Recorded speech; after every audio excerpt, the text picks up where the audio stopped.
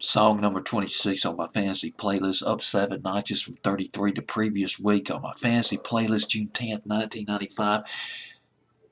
I remember Hitline played this record that I'm going to talk to you about. Muzak's Top 40 outlet. They played the heck out of this song.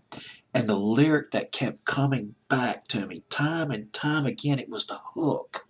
Frustrated Incorporated. I'm like, who's doing this song? Frustrated, because I wasn't hearing it on the radio. It wasn't getting played on the top 40 stations. And we didn't have an alternative station here in Tuscaloosa except for the university station. Although eventually there was an alternative station that came out of Birmingham, but that was later on. Frustrated Incorporated. Who the heck is that? This is such a cool lyric.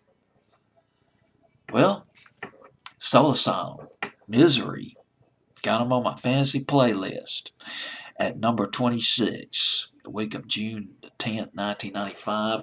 Written by their lead singer. His name was David or Dave Pirner. Pirner. David Pirner. A couple of years before that, in the summer of 1993, around the summer of 93, Soul Asylum had their first monster hit called Runaway Train. And they had been playing for a long time before the song came out.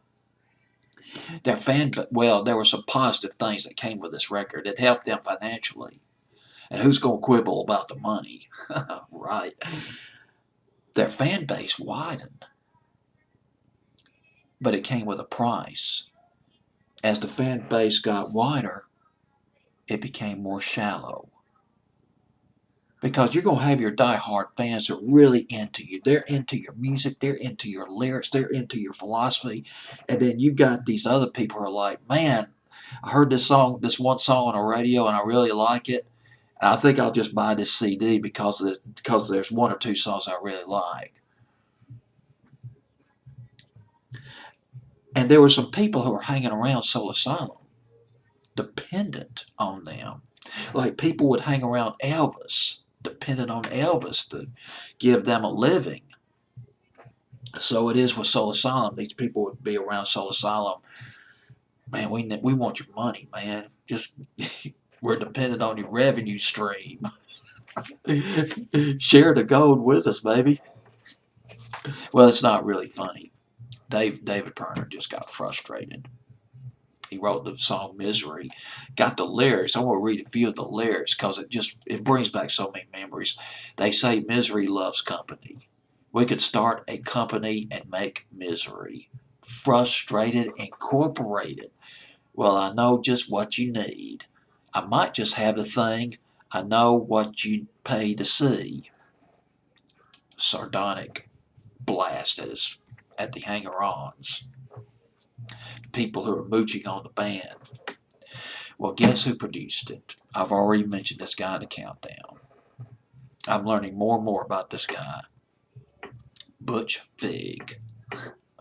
The guy who produced Nevermind by Nirvana. He also produced the album Perfect World by Freddie Johnston. Played his song earlier, Evie's Tears, which was at number 31. He produced that. Butch Vig also co-produced produced the album Sing the Sorrow by AFI, which featured one of their hits, Girls Not Grey. That was back in the summer of 2003. That was later on. Butch Vig started playing it. Well, he started playing the piano when he was very young. I love this part.